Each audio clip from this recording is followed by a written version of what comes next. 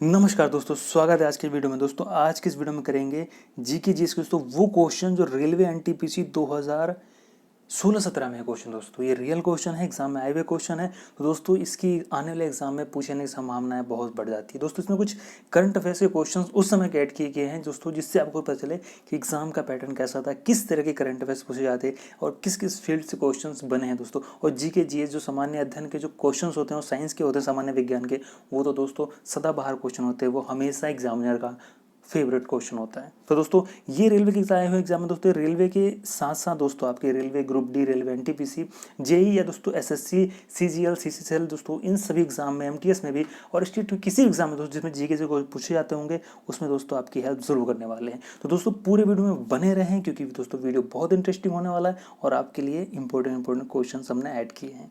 तो दोस्तों स्वागत है आपका अपने यूट्यूब चैनल फुल प्यूसन अड्डा में। दोस्तों निवेदन है कि पूरे वीडियो में बने रहें और दोस्तों पूरे पीस क्वेश्चन हम करेंगे इसमें, और आप सभी को बनाएं अपनी प्रीवियस क्वेश्चंस को प्रैक्टिस करने के लिए कि आपने जो तैयारी करी हो किस लेवल तक आपकी तैयारी है। ठीक है, अपनी स्टडी को जांचें कि कितनी और मेहनत की जरूरत है। दोस्तों आपसे वीडियो के स्टार्ट में होमवर्क क्वेश्चन पूछता हूँ। दोस्तों आपका प्रीवियस वीडियो का होमवर्क क्वेश्चन था कि बौद्ध गुफाओं के लिए प्रसिद्ध कार्यालय किस राज्य में स्थित है। दोस्तों आपके ऑप्शंस थे महाराष्ट्र, उत्तर प्रदेश, उत्तराखंड, मध्य प्रदेश। दोस्तों इसका जो सही आंसर है आपका वो है ऑप्शन नंबर ए, यानी कि महाराष्ट्र।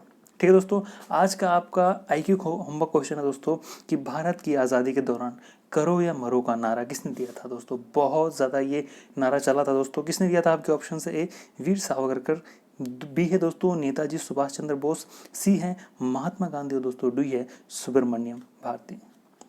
चलिए दोस्तों चलते हैं वीडियो की ओर। दोस्तों एक बार फिर निवेदन करता हूं कि अगर दोस्तों चैनल पर नए हैं तो चैनल को सब्सक्राइब कर लें और दोस्तों नोटिफिकेशन बेल दबाना ना भूलें, प्रेस करना ना भूलें, जिससे हमारे आने वाले अगले वीडियो की नोटिफिकेशन आपको आसानी से पहुंचती रहे और आप एजुकेशनल वीडियो हमसे यूं ही जुड़े रहें। चलिए दोस्तों आज का पहला क्वेश्चन है कि यूनिक्स ऑपरेटिंग सिस्टम किसका ट्रेडमार्क है। दोस्तों आपके ऑप्शन है ए माइक्रोसॉफ्ट, ऑप्शन बी है बेल लेबोरेटरीज, सी है दोस्तों एप्पल और डी है मोटोरोला। दोस्तों इस क्वेश्चन का सही आंसर है वो है आपका ऑप्शन नंबर बी, यानी दोस्तों बेल लेबोरेटरीज। दोस्तों आप जानते हैं कि जो ट्रेडमार्क होता है किसी कंपनी या ब्रांड का दोस्तों प्रतीक होता है, चिन्ह होता है। ठीक है दोस्तों, अगर आपको क्वेश्चंस में टाइम कम लगता है तो वीडियो रोक लें, वीडियो रोकने के बाद अपने आंसर दें, फिर दोस्तों वीडियो टेस्ट करके अपने आंसर क्वेश्चन देखिए और दोस्तों कमेंट बॉक्स में साथ साथ भी आंसर देते रहें, जिससे आपको पता चले कि आप एक तरह से रियल क्वेश्चन को फेस कर रहे हैं। चलिए दोस्तों चलते हैं अगले क्वेश्चन की ओर। अगला क्वेश्चन है 2015 में किस ऑटोमोबाइल कंपनी ने उत्सर्जन परीक्षण डाटा में हेरफेर किया, जिसकी वजह से उसके सीईओ दोस्तों मार्टिन विंटरकॉर्न को इस्तीफा देना पड़ा। दोस्तों आपके ऑप्शन से ए वॉक्सवैगन, बी है फोर्ड, सी है दोस्तों टोयोटा और दोस्तों डी है जनरल मोटर। दोस्तों इस क्वेश्चन का जो सही आंसर है वो है आपका ऑप्शन नंबर ए, यानी दोस्तों वॉक्सवैगन। दोस्तों ये जो वॉक्सवैगन कंपनी है दोस्तों ये जर्मनी की है। ठीक है, जर्मनी की कंपनी है। तो ध्यान रखेंगे दोस्तों कि करंट अफेयर्स के क्वेश्चंस थे, इसी पैटर्न पे आप तैयारी कर सकते हैं कि किस किस तरह के क्वेश्चन एग्जामिनर पूछता है। दोस्तों अगला क्वेश्चन है सफ़ेद रेगिस्तान भारत के निम्नलिखित राज्यों में से किस में स्थित है। दोस्तों आपके ऑप्शन है ए गुजरात, बी है दोस्तों तमिलनाडु, सी है जम्मू एवं कश्मीर और दोस्तों डी है सिक्किम। तो दोस्तों अधिकतर लोगों को इसका आंसर पता ही होगा, जिनको नहीं पता दोस्तों जान ले कि इसका सही आंसर ऑप्शन नंबर ए यानी गुजरात। दोस्तों सफ़ेद रेगिस्तान दोस्तों कच्छ के रण से जानते हैं गुजरात में। ठीक है, अगला क्वेश्चन है दोस्तों निम्नलिखित में से किस रंगीन प्रकाश की आवृत्ति सबसे कम होती है। दोस्तों आपके ऑप्शन से ए हरा, बी है नीला, सी लाल, दोस्तों डी है बैगनी। तो दोस्तों इस क्वेश्चन का सही आंसर है आपका वो है ऑप्शन नंबर सी, यानी कि दोस्तों लाल। दोस्तों ये इसकी आवृत्ति यानी कि दोस्तों का फैलाव बहुत ज़्यादा मतलब बहुत कम होता है और ये बहुत सटीक होती है, काफ़ी दूर से देखी जा सकती है, इसलिए दोस्तों अधिकतर खतरों के निशान के लिए ही इसका यूज़ करते हैं कि लोगों को दूर से पता चल सके। दोस्तों बैगनी होती है उसका दोस्तों आवृत्ति ज़्यादा होती है दोस्तों, इसकी यानी उसका फैलाव बहुत ज़्यादा होता है। ठीक है, इसका दोस्तों लाल का फैलाव कम होता है, ये बहुत दूर से सटीक दिखती है और दोस्तों बैगनी का फैलाव ज़्यादा होता है। चलते अगले क्वेश्चन की ओर। अगला क्वेश्चन है भारतीय संविधान के अनुच्छेद 21A में निम्नलिखित में से किस अधिनियम का उल्लेख किया गया है। तो दोस्तों आपके ऑप्शन से ए शिक्षा का अधिकार, बी है सूचना का अधिकार, सी है लोक प्रतिनिधित्व और दोस्तों डी है धर्म की स्वतंत्रता का अधिकार। दोस्तों क्वेश्चंस जरूर बताएं और आप करंट में बनाते रहें। क्वेश्चंस का टाइम कम लगे तो रोक लें, बट दोस्तों पूरे वीडियो बने रहे, अपने दोस्तों तक पहुंचाएं, वीडियो भी लाइक कर लें और दोस्तों चैनल पे नए हैं तो सब्सक्राइब भी करते रहें। दोस्तों इस क्वेश्चन का सही आंसर है आपका वो है ऑप्शन नंबर ए, यानी कि दोस्तों शिक्षा का अधिकार। दोस्तों शिक्षा का अधिकार जो 21A में रखा गया। दोस्तों आप जानते हैं कि अनुच्छेद 45 के अनुसार राज्य प्रत्येक 6 से 14 वर्ष के बच्चों को प्राथमिक निःशुल्क शिक्षा अनिवार्य कराना उनको उपलब्ध है, अनुच्छेद 45 में है। ठीक है दोस्तों, और 21A में शिक्षा का अधिकार इसलिए लिया गया है कि दोस्तों अब इसको 21A में जोड़कर मौलिक अधिकार प्रदान के दर्जा दिया गया उसके समान, कि जिस तरीके से जो सरकारें हैं वो उनके जीवन की रक्षा करती है, उनकी संपत्ति की रक्षा करती है, उनके सम्मान की रक्षा करती है दोस्तों, उसी तरह शिक्षा देना भी, यानी कि उनको प्राप्त करना शिक्षा भी सरकार का दायित्व है, उनको शिक्षा देना। ये कानून अधिनियम बना है, ये अनुच्छेद 21A में वर्णित है। अगला क्वेश्चन है दोस्तों, संविधान के अनुसार तिरंगे की लंबाई एवं चौड़ाई के बीच का अनुपात कितना होना चाहिए? आपके ऑप्शन है ए 3:2, ऑप्शन बी है 3:1, सी है दोस्तों 2:1 और दोस्तों डी है 4:3। दोस्तों बहुत आसान क्वेश्चन है, लेकिन वही है कि हमें जो क्वेश्चन आते हैं वो हमारे लिए आसान होते हैं, जिस क्वेश्चन का आंसर हमें नहीं पता होता वो हमें डिफिकल्ट लगते हैं। तो दोस्तों इस क्वेश्चन का सही आंसर है वो ऑप्शन नंबर ए, यानी कि 3:2 के रेशियो में हमारा जो राष्ट्रीय ध्वज है उसकी एक स्टैंडर्ड तय किया गया, यानी कि दोस्तों 3 अगर मीटर उसकी लंबाई होगी तो 2 मीटर उसकी दोस्तों चौड़ाई होगी। ठीक है, इस तरह से दोस्तों करा गया है। और दोस्तों आप जानते हैं कि जो तिरंगे झंडे में जो चक्र है वो सारनाथ के दोस्तों अशोक चक्र के, सारनाथ से अशोक चक्र जो लिया गया है, इसका जो चक्र का होता है कि हमें कभी नहीं रुकना है, हमेशा निरंतर चलते रहना है। दोस्तों इसमें आप जानते हैं कि 24 तिल्लियां होती हैं। ठीक है, अगला क्वेश्चन है, भारतीय राष्ट्रीय कांग्रेस के पहले अध्यक्ष कौन थे? तो दोस्तों आपके ऑप्शन है व्योमेश चंद्र बनर्जी, बी है बाल गंगाधर तिलक, सी है एलन ऑक्टविन ह्यूम, जिसको दोस्तों हम A.O. ह्यूम के नाम से जानते हैं, और दोस्तों डी है दादा भाई नौरोजी।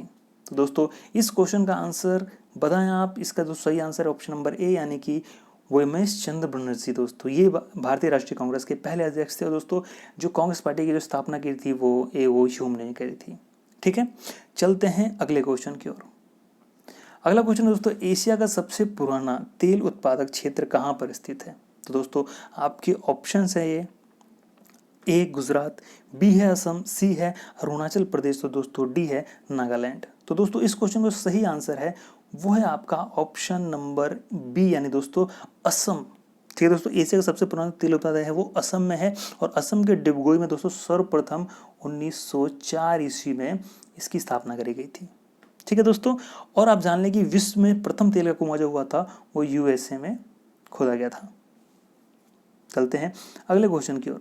अगला क्वेश्चन दोस्तों, बैडमिंटन का जाल केंद्र में कितना ऊंचा होता है? दोस्तों बैडमिंटन की जो हम होते हैं, जब ग्राउंड में छोटा सा कोर्ट होता है उसमें एक जाला लगा होता है, दोस्तों उसकी ऊंचाई कितनी होती है? तो दोस्तों उसकी ऊंचाई जो है वो ऑप्शन नंबर ए है 5 फीट, ऑप्शन बी है 5.1 फीट, बी सी है दोस्तों 5.5 फीट, और डी है 4.8 यानी 4.8। तो दोस्तों इस क्वेश्चन का सही आंसर है वो ऑप्शन नंबर ए है, यानी कि दोस्तों 5 फीट, यानी दोस्तों 5 फुट की ऊंचाई होती है इसकी। ठीक है, चलते हैं अगले क्वेश्चन की ओर।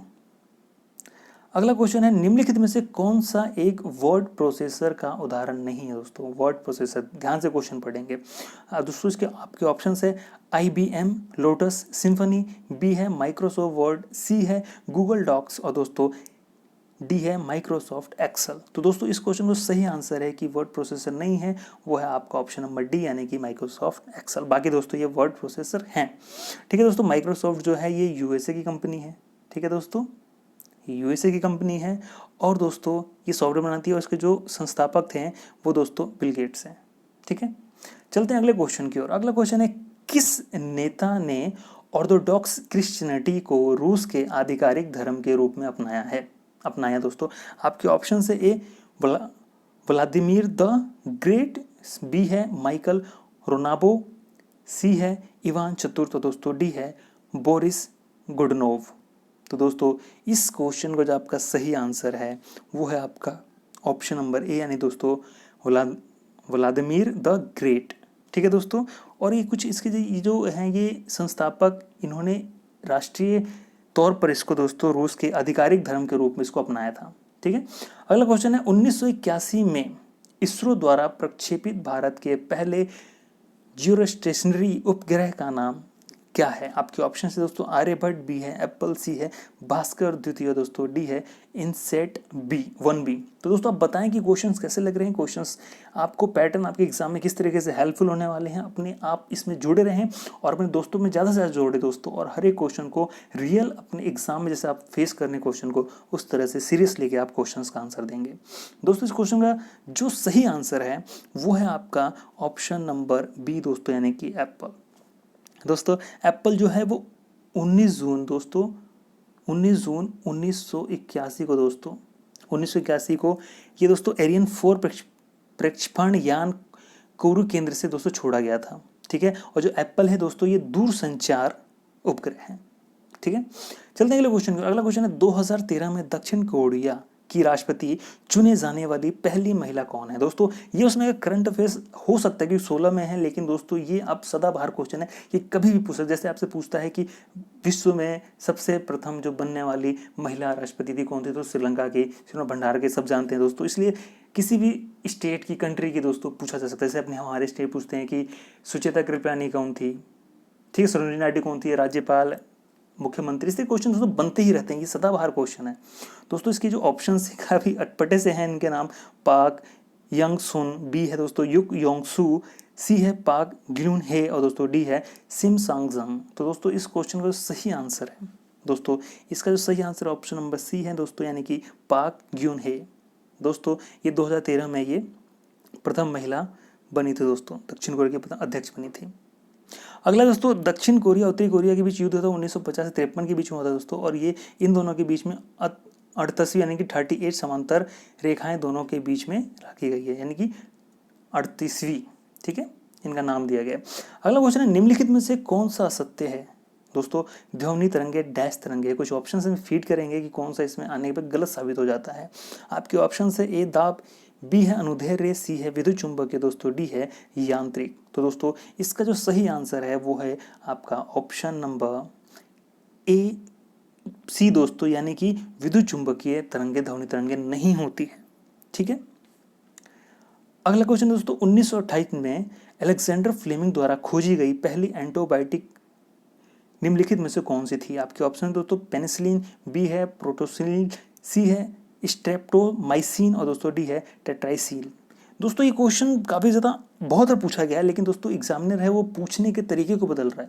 दोस्तों अलेक्जेंडर फ्लेमिंग ने जो खोज करी थी पेनिसिलिन की करी थी, जो दोस्तों एक एंटीबायोटिक के तौर पर यूज़ करते हैं, बट दोस्तों अब एग्जामिनर उसमें सन डाल रहा है, इससे लोगों कैंडिडेट को कन्फ्यूज कर रहा है। अगर कन्फ्यूज में थोड़ा डीपली अगर जाकर नहीं पढ़ा होगा तो वो ऑप्शन में कन्फ्यूज होकर गलत जरूर मार के आ जाएगा। दोस्तों अब सन भी दे रहा है, तो यह भी याद रखें कि दोस्तों इसका सही आंसर है पेनिसिलिन, और इसकी खोज हुई थी 1928 ईस्वी में। ठीक है दोस्तों, कंफ्यूज नहीं होंगे, एग्जामिनर क्वेश्चंस को घुमा घुमा कर पूछता है जिससे कैंडिडेट कंफ्यूज हो। अगला क्वेश्चन दोस्तों सन 1902 में पहली बार बड़े पैमाने पर विद्युतीय एयर कंडीशनिंग का आविष्कार और इसका प्रयोग किसके द्वारा किया गया था? आपके ऑप्शन है दोस्तों विलियस कैरियर, सी है, बी है जॉन गॉरी, सी है टूअस कैमर, और दोस्तों डी है HS सूज। तो दोस्तों इस क्वेश्चन का जो सही आंसर है आपका वो है आपका ऑप्शन नंबर ए, यानी कि दोस्तों विलियस कैरियर। दोस्तों एसी जानते सामान्य जलवायु मानव स्वास्थ्य के अनुकूल बनाया जाता है। जैसे हमारे सामान्य जो हम जीते हैं जीवन के लिए तापमान जो होता है हमारा नॉर्मल होता है वो 22 से दोस्तों 23 से आपका 25 डिग्री सेल्सियस, यानी 22 से 25 के बीच में हमारा जो होता है अनुकूल होता है। जैसे आप जानते हैं वातानुकूलित जो एसी गाड़ियाँ चलती हैं, बसें चलती हैं, कोचेज होते हैं, उसमें दोस्तों यही टेम्परेचर को मेंटेन किया जाता है। अगला क्वेश्चन है निम्नलिखित कीटनाशकों में से किसका हानिकारक प्रभाव केरल के स्वास्थ्य मुद्दों का प्रचार करते समय मीडिया की नज़र में आए? दोस्तों आपके ऑप्शन है ए एंडोसल्फान, बी है लेथल, सी है थीमेट, और दोस्तों डी है मोनोसिल। दोस्तों इस क्वेश्चन का सही आंसर है आपका वो है दोस्तों ऑप्शन नंबर ए, यानी कि एंडोसल्फान। दोस्तों ये जो हानिकारक केरल में जो स्वास्थ्य मुद्दों का प्रचार इनको नजर आया था कि काफ़ी ज़्यादा नुकसानदायक है, और एंडोसल्फान रासायनिक कीटनाशक दोस्तों उसको हम खेतों में छिड़काव करते हैं, इससे दोस्तों उस क्षेत्र में मानव और अन्य प्राणियों को बहुत नुकसान होता है। कीटनाशक को मारने के लिए, कीटाणु को मारने के लिए जो कीटनाशक होते हैं उससे और भी प्रजातियाँ उससे नुकसान हो रहा था उन लोगों को। तो दोस्तों ये बच्चों का मानसिक विकार की समस्या आ रही थी, जो छिड़कने के बाद अधिक उत्पादन हो रहा था, जो वर्षों में प्रयोग में आ रहे थे, लेकिन दोस्तों इससे वहाँ की प्राणी को बहुत नुकसान हो रहा था दोस्तों। इसके लिए उच्च न्यायालय में वहाँ के उच्चतम न्यायालय ने रोक लगा दी दोस्तों, यानी कि सुप्रीम कोर्ट ने, उच्चतम न्यायालय। ठीक है दोस्तों, अगला क्वेश्चन है मांझ जो है किस राज्य का लोक नृत्य है। दोस्तों इसके आपके ऑप्शन है ए हरियाणा, बी है केरल, सी असम और दोस्तों डी है मध्य प्रदेश। तो दोस्तों इस क्वेश्चन को सही आंसर है जो मांझ है दोस्तों वो आपका मध्य प्रदेश का लोक नृत्य है। चलते अगले क्वेश्चन की ओर। अगला क्वेश्चन दोस्तों जो है हमारा 19वां क्वेश्चन है कि भारतीय गणराज्य में एक केंद्र शासित प्रदेश के प्रशासनिक प्रमुख को कहा जाता है। दोस्तों आपके ऑप्शन है ए उपराज्यपाल, बी है राज्यपाल, सी है दोस्तों राष्ट्रपति और दोस्तों डी है प्रधानमंत्री। तो दोस्तों इस क्वेश्चन का आंसर सभी लोगों को अधिकतर पता ही होगा दोस्तों। जी हाँ, उनको उपराज्यपाल के नाम से जानते हो। उपराज्यपाल के अधीन होता है केंद्र शासित प्रदेश। ठीक है दोस्तों, इसमें एक अपवाद है कि दिल्ली और पौंडीचेरी के जो संवैधानिक प्रमुख को उपराज्यपाल कहा जाता है, क्योंकि दोस्तों ये यहाँ पे राज्य के चुनाव भी होते हैं दोस्तों। ठीक है, विधानसभा भी है यहाँ पे, क्योंकि दोस्तों यही दिल्ली और पौंडीचेरी में ही विधानसभा है और मंत्रिपरिषद यहाँ बनता है। ठीक है, ध्यान रखेंगे दोस्तों। आप जानते हैं कि जो भारतीय संविधान का अनुच्छेद दोस्तों 239 से 242 के बीच में है दोस्तों, ये है आपका केंद्र शासित प्रदेश से संबंधित है। ठीक है, और ये भी जान लें कि आप जानते हैं कि केंद्र शासित प्रदेश जो रूल कानून रेगुलेशन होता है वो केंद्र सरकार के अधीन ही होता है। चलते अगले क्वेश्चन की ओर दोस्तों। आज का 20वां और अंतिम क्वेश्चन है कि भारतीय मूल के शिव अधुराई किसके आविष्कार से जुड़े हुए हैं। आपके ऑप्शन है ईमेल, बी है इंटरनेट, सी है कीबोर्ड और दोस्तों डी है माउस। तो दोस्तों इस क्वेश्चन का आंसर अधिकतर लोगों को पता ही होगा दोस्तों। जो सही आंसर है आपका ये है ऑप्शन नंबर ए, यानी दोस्तों ईमेल। ठीक है दोस्तों, आप जानते हैं कि ईमेल क्या है, कि ईमेल से द्वारा सूचना आदान प्रदान होता है जो कंप्यूटर नेटवर्क के होता है। आप जानते हैं कि आजकल सभी लोगों के पास ईमेल होता है। अब तो हर हम फॉर्म डालते हैं उसमें दोस्तों ईमेल आईडी उनको मैंडेटरी मांगी जाती है। ठीक है दोस्तों, आप लोग ज़रूर बताएं कि आपके 20 में से कितने क्वेश्चन सही हुए हैं और ये वीडियो क्वेश्चंस कैसे लगे आपको, आप ज़रूर कमेंट बॉक्स में बताएं। ठीक है दोस्तों, अगर चैनल को अभी तक सब्सक्राइब नहीं किया दोस्तों प्लीज़ सब्सक्राइब कर ले। वीडियो अच्छा लगा हो तो वीडियो लाइक कर ले, अपने दोस्तों में शेयर करें दोस्तों, सब तक एजुकेशनल वीडियोज़ पहुंचा दे। और चैनल को सब्सक्राइब नहीं किया सब्सक्राइब कर ले, और दोस्तों नोटिफिकेशन बेल दबाना बिल्कुल ना भूलें। ठीक है दोस्तों, फिर मिलते हैं अगले वीडियो में। जय हिंद।